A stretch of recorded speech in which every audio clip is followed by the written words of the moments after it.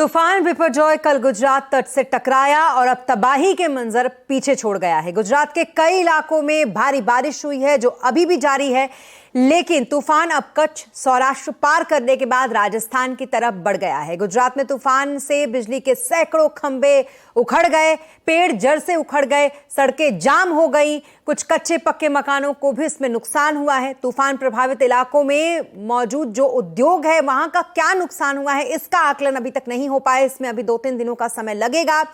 फिलहाल 90,000 लोग relief centre में हैं। तो वहीं तूफान के बाद प्रधानमंत्री नरेंद्र मोदी ने सीएम भूपेंद्र पटेल के साथ जानमाल की सुरक्षा पर चर्चा की। इसके साथ ही पीएम मोदी ने गिर के जंगलों में शेर समेत बाकी जानवरों की सलामती की व्यवस्था की भी जानकारी ली। आज भी यहां पर स्कूलों को बंद रखने के आदेश जारी किए गए हैं।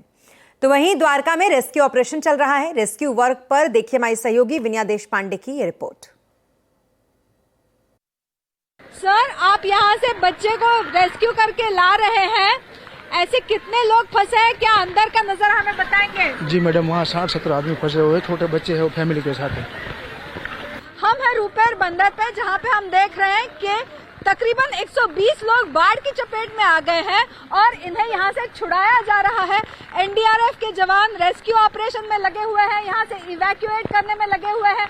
छोटे छोटे बच्चे हैं, बूढ़े लोग हैं, इनको लगातार हाथ से पकड़ के यहाँ से बाहर निकाला जा रहा है। अगर हम देखें तो गुजरात में कई तटीय इलाकों पे इस तरीके से पानी भर जा रहा है और इसके मद्देनजर रखते हुए कि कोई भी लोग इसमें ना फंस जाए, इसलिए एनडीआरएफ की तरफ से लगातार कोशिश की जा रही है कि लोगों को बाहर निकाला जाए। हम अभी लाइव एक रेस्क्यू ऑपरेशन में हैं। लोगों को ये बताया जा रहा है कि वे घर पे ही रहें, घर से बाहर ना निकलें और यहाँ पे जो लोग ऐसे बाढ़ की चपेट में आ गए हैं, फंस गए हैं, उन्हें लगातार बाहर निकालने की कोशिश की जा रही है। वीडियो जर्नलिस्ट राजेश सापरे के साथ विनया देशपांडे, रुपेर बंदर से। तो वहीं गुजरात में चक्रवात के चलते लगातार यातायात भी थम गई है। गुजरात की हजारों छोटी बड़ी ट्रांसपोर्ट पर निर्भरता है। इधर 35,000 ट्रक अभी गुजरात के सड़कों पर खड़े हैं और इंतजार कर रहे हैं मौसम साफ होने का। देखिए हमारे संवाददाता केतन जोशी की ये रिपोर्ट। इस वक्त हम साणंद में मौजूद है और जो कच्छ में भयानक तूफान आया था तो वहां न जाकर यहां पर भी हजारों ट्रकें हैं वो पार्क हो गई है, क्योंकि साणंद से लेकर कंडला तक पोर्ट एरिया में हजारों ट्रकें रोजाना यहां पर आती है। कई सारे ट्रक ड्राइवर है वो जो 1-2 दिन से यहीं पर है एहतियात के तौर पर कि अगर रास्ते में कहीं पर वो फंस जाए तो मुश्किल होगी। आइए हम उन्हीं से सीधे बात करते हैं। हमारे को सर कच्छ जाना है, 4 दिन से यहाँ पे रुके हुए हैं। 12 तारीख को हमने सीमेंट खाली किया था यहाँ पे। उसके बाद हम कच्छ जाने को जा रहे थे और साइक्लोन की वजह से समाचार सुनने में आ रहा था कि रास्ता तूफान ज्यादा है, रास्ता बंद हो जाएगा, इसलिए यहाँ पे अटके हुए पड़े हैं। हम कच्छ का तो प्लानिंग अभी 1-2 दिन में ये जो हो जाएगा, फिर खुला हो जाएगा रूट तो तभी करेंगे। तो वहाँ से आपको कौन बताएगा कि अब कच्छ सलामत है या तो आ जाओ, बारिश नहीं हुई? वहाँ से ऊपर से कोई फोन आएगा ट्रांसपोर्टर का, उसके बाद खाली होगा रास्ता तब जाएंगे। तो गुजरात में अमूमन कई जगह पर इस तरह की स्थिति है। अहमदाबाद के आसपास अभी जो हमारी जानकारी है उसके मुताबिक 20,000 ट्रक है वो पार्क है और कच्छ में 15,000 से ज्यादा ट्रक पार्क है।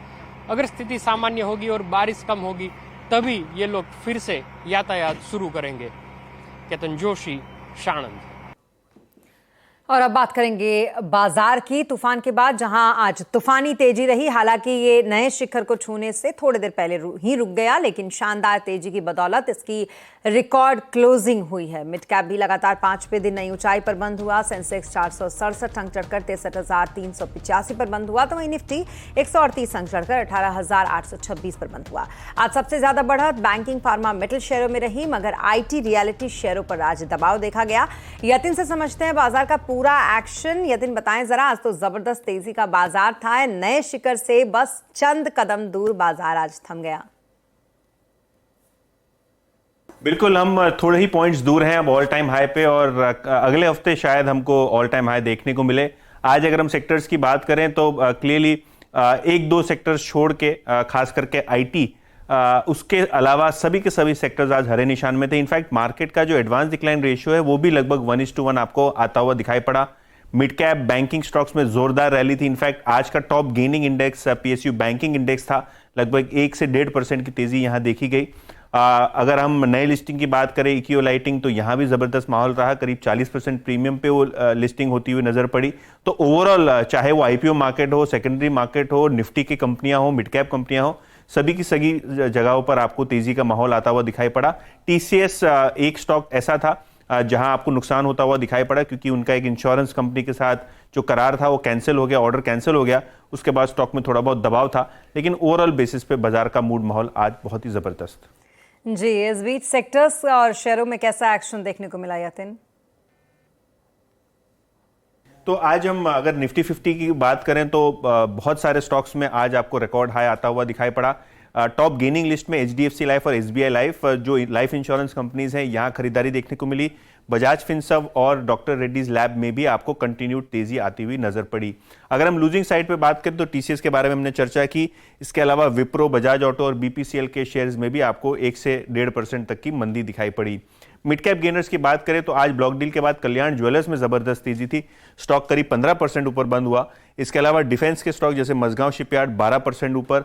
इसके अलावा मेग मनी, ऑर्गेनिक्स और टीवी18 ब्रॉडकास्ट, ये सब स्टॉक्स में भी अच्छी खासी तेजी बनी रही। लूजिंग साइड पे एस्टर डीएम, मैक्रोटेक डेवलपर यानी लोधा, फैक्ट जैसे काउंटर्स में 3 से 4% की गिरावट रही। लेकिन अगर हम पीएसयू बैंक्स की बात करें तो आज बहुत ही अच्छी शानदार तेजी यहां देखने को मिली। Bank of Baroda, Canara Bank, PNB, Union Bank, इन सभी के सभी पीएसयू बैंक्स में 2 से 3% की तेजी दर्ज हुई। जी, बहुत शुक्रिया तमाम मार्केट अपडेट के लिए आपका यातिन। और नया हाई बनाने में क्यों चूका बाजार और क्रूड के खेल का बाजार पर क्या है असर, आज आवाज अड्डा में इसी पर करेंगे बड़ी चर्चा शाम 7:57 पर।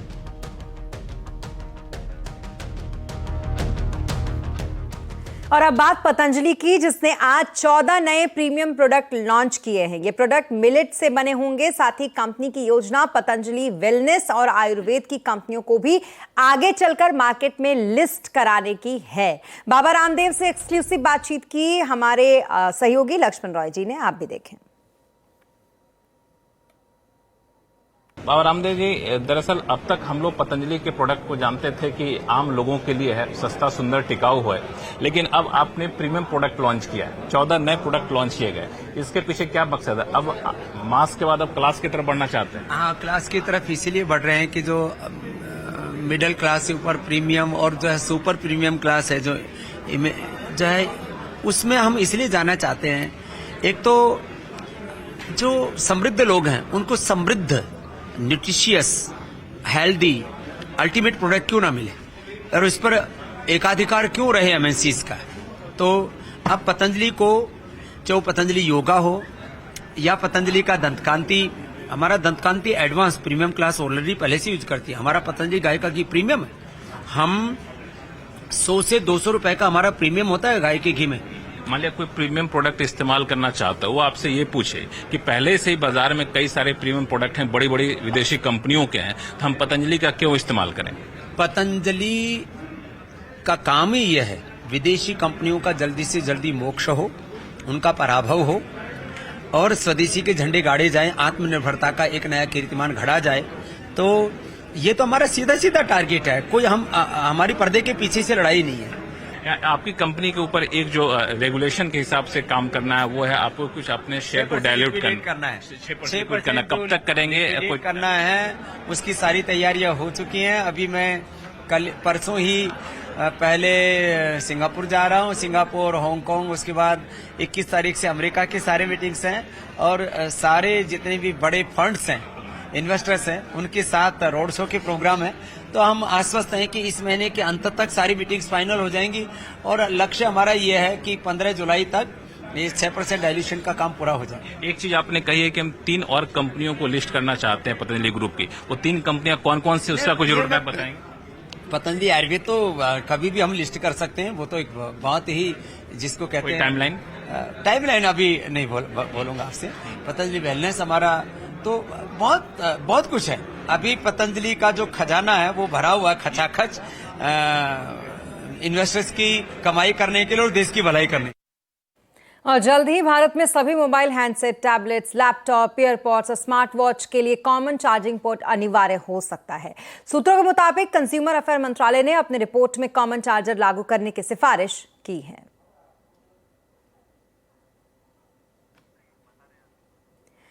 और इस पर ज्यादा जानकारी के लिए चलते हैं असीम के पास। असीम, बताएं जरा क्या कुछ कहा है अपनी सिफारिश में मंत्रालय ने। देखिए, बदलती टेक्नोलॉजी के पास लोगों के पास होने वाले इलेक्ट्रॉनिक्स गैजेट्स की संख्या में भी बढ़ोतरी हुई है। लोग आजकल smartphone, iPad, laptop, smart watches, earbuds का भारी संख्या में इस्तेमाल कर रहे हैं और सबकी जो पोर्ट्स हैं वो अलग अलग होती हैं। जब भी लोग कोई नया डिवाइस लेते हैं तो उनको एक नया चार्जर उसके साथ लेना पड़ता है। सरकार ये चाहती है कि जब भी लोग नया फ़ोन लें या स्मार्ट वॉच लें या ईयरबड्स लें तो उनकी एक कॉमन चार्जिंग पोर्ट हो, लोगों को नया चार्जिंग डिवाइस या चार्जिंग केबल ना लेनी पड़े। तो इसके लिए सरकार इस दिशा के अंदर काम करने की शुरुआत की थी। जो कंज्यूमर अफेयर मंत्रालय है उसने सभी स्टेक होल्डर के साथ बैठक भी की थी और उसके बाद कंज्यूमर अफेयर मंत्रालय ने इसको लेकर के एक कमेटी बना दी थी, जो हमें सूत्रों के हवाले से जानकारी मिल रही है।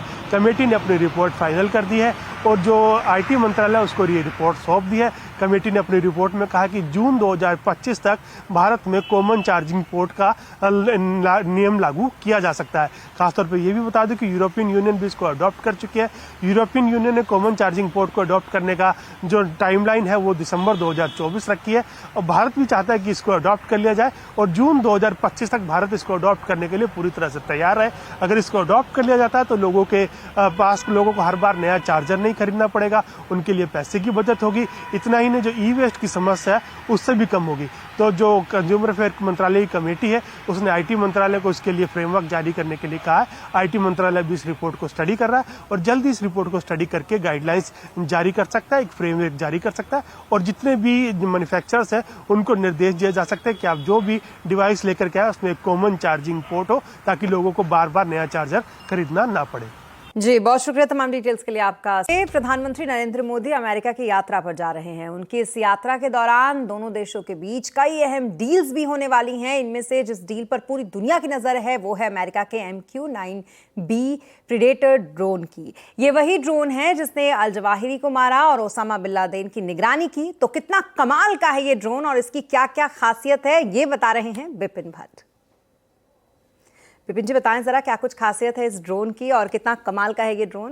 तो देखिए, आपको ड्रोन दिखाई दे रहा है आपके स्क्रीन पर। ड्रोन हम इसे कहने लगे हैं आज की तारीख में। वैसे ज़्यादा बेहतर है कि ये पायलट रहित या बिना पायलट वाला विमान है जिसे कोई मानव नहीं उड़ाता है, लेकिन अब ये महा ड्रोन के नाम से हम इसे जान सकते हैं। तो चलिए आपको बताते हैं कि इस ड्रोन की क्या विशेषताएं हैं, कितना ताकतवर है ये ड्रोन।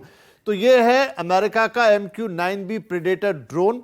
ये 40 घंटे तक लगातार उड़ान भर सकता है और ये 40,000 फीट की ऊंचाई पर, आपके और हमारे जो नागरिक विमान होते हैं वो 30,000 फीट के आसपास उड़ते हैं, ये 40,000 फीट तक जा सकता है। मारक क्षमता 11,000 किलोमीटर से भी ज्यादा है, यानी ये कई देशों को अपनी जद में ले सकता है, कई देशों तक अपनी रीच बना सकता है। रफ्तार है इसकी 388 किलोमीटर प्रति घंटा। इस रफ्तार के साथ ये ड्रोन उड़ने की क्षमता रखता है। तो ये तो इसकी कुछ ताकत हो गई। अब कुछ और चीजें, ये कितना वजन उठा सकता है और इसका खुद का वजन कितना है, तो खुद ही करीब 5,670 किलोग्राम का है और ये इससे कुछ कम क्षमता है या करीब करीब आधी से ज़्यादा क्षमता के आसपास के हथियार ढो सकता है। 2,187 किलोग्राम के हथियार ये उठा सकते हैं। इसमें करीब 9 मिसाइल्स बड़ी वाली लोड की जा सकती है। अब किस तरह के हथियार इस पर लोड होते हैं, तो वो है laser guided missiles, anti tank missiles, anti ship missiles. इस तरह के हथियार ये अपने साथ लेके उड़ सकता है, यानी एक फाइटर जेट जिस तरह के हथियार ले जाता है लगभग वही हथियार ले जाने की क्षमता इस MQ-9B प्रेडेटर ड्रोन में है। और चीजें क्या है इसके बारे में, कितनी कीमत का आएगा, कितने पैसे लगेंगे, तो कीमत देखिए पूरी ये एक डील होती है 30 ड्रोन की। $3 अरब में 30 ड्रोन का पूरा जखीरा आता है, क्योंकि 1 या 2 ड्रोन से आपका काम चलता नहीं है। तो 30 ड्रोन आएंगे $3 अरब में। इसमें 2 मॉडल हैं, सी गार्जियन और स्काई गार्जियन। मतलब आमतौर पे अगर आपको समुद्री ऑपरेशन करने हैं तो वहां सी गार्जियन काम आता है, और अगर आपको बाकी चीजों में इस्तेमाल करना है इन जनरल तो स्काई गार्जियन। ये 2 अलग अलग मॉडल हैं, अलग अलग कैपेबिलिटीज के साथ। और एक ड्रोन को कंट्रोल करने के लिए 2 ग्राउंड कंट्रोलर लगते हैं। एक समझ लीजिए इसके क्रू मेंबर हो गए जो ग्राउंड पर ही से ऑपरेट करते हैं। 2 लोगों के हाथ में इसका ऑपरेशन होता है। अब कुछ और बातें इसके बारे में, क्या क्या इसने कर सकता है, क्या क्या इसकी क्षमताएं हैं। तो देखिए, सीमा पर निगरानी, बिल्कुल ये चीन की सीमा, पाकिस्तान की सीमा, वहां पर दोनों जो बहुत बड़ी सीमाएं, बहुत अच्छे से निगरानी कर सकता है। ये सीमा पार हमला करने में सक्षम है। हमने इसकी रेंज देखी, 11,000 किलोमीटर से ज्यादा का है। पानी, जमीन, हवा, तीनों ही जगह पर ये मार करने की क्षमता रखता है। अलग अलग इसके वेरिएंट्स हैं जो अलग अलग खूबियों के साथ आते हैं, और हवाई हमले की चेतावनी भी आपको दे सकता है पहले से, क्योंकि ड्रोन है, इसमें और भी कैपेबिलिटीज हैं। न सिर्फ ये हमला करता है, ये आपदा राहत में, जिस तरह की चीजें अभी हमने देखी, तूफान आया देश के अंदर, ऐसे में भी ये बहुत काम का है। आपदा राहत में चीजों को लोकेट करता है, खोज और बचाव के काम में भी आता है। यानी सिर्फ लड़ना या हमले करना इसका काम नहीं है, आपदा प्रबंधन में भी इस ड्रोन का बड़ा उपयोग है। अब इसके कुछ बड़े मिशंस देख लीजिए, इसने क्या क्या किया इस ड्रोन से। ये 2000 से ऑपरेटिव है। अल कायदा के अल जवाहिरी को जो मारा गया था वो इसी ड्रोन के हमले से मारा गया था। इसके अलावा ओसामा बिन लादेन, जिसको मारा तो अमेरिकन फोर्सेस ने था, लेकिन वो कहां है, किस जगह है, लगातार निगरानी कर रहा था, लोकेट किया, और तब अमेरिकन फोर्सेस ने एक्शन किया। इसके अलावा ईरान के जो कमांडर कासिम सुलेमानी को मारा गया था जब वो 2 अलग अलग कार्स में थे, दोनों ही कार को इसने उड़ा दिया था। और उसके अलावा Afghanistan, Iraq, Yemen, Libya, Syria, Lebanon, तमाम देशों में अमेरिका इसका इस्तेमाल करता है निगरानी रखने के लिए या फिर कोई मिलिट्री एक्शन करना हो तो उसके लिए। तो कुल मिलाकर ये महाड्रोन जब भारत को मिलेगा तो भारत की जो ताकत है, चाहे वो हवा पे हो, जमीन पर हो, पानी में हो, काफी ज्यादा बढ़ जाएगी। जी, बहुत शुक्रिया तमाम डिटेल्स के लिए आपका विपिन जी। तो कुल मिलाकर इसी वजह से इस ड्रोन के ऊपर पूरी दुनिया की निगाहें इस डील के ऊपर टिकी हुई हैं। और अब बात करेंगे आदिपुरुष की, क्योंकि लंबे इंतजार के बाद आखिरकार आदिपुरुष सिनेमाघरों में रिलीज हो गई है। ओम राउत के निर्देशन में बनी आदिपुरुष में प्रभास, राम और कृति सेनन इसमें सीता और सैफ अली खान इसमें रावण के किरदार में नजर आ रहे हैं। 500 करोड़ की लागत से बने इस फिल्म में रामायण को मॉडर्न दिखाने के लिए वीएफएक्स का भरपूर इस्तेमाल किया गया है। इस फिल्म में बॉक्स ऑफिस कलेक्शन को लेकर काफी उम्मीदें पहले से ही बनी हुई हैं। फिल्म के अगर वीकेंड शो की बात करें तो 4,70,000 से ज्यादा टिकट इस फिल्म के पहले ही बिक चुके हैं।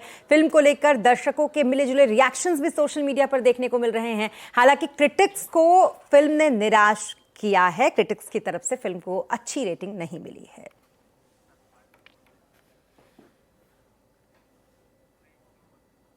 और इसी के साथ इस बुलेटिन में फिलहाल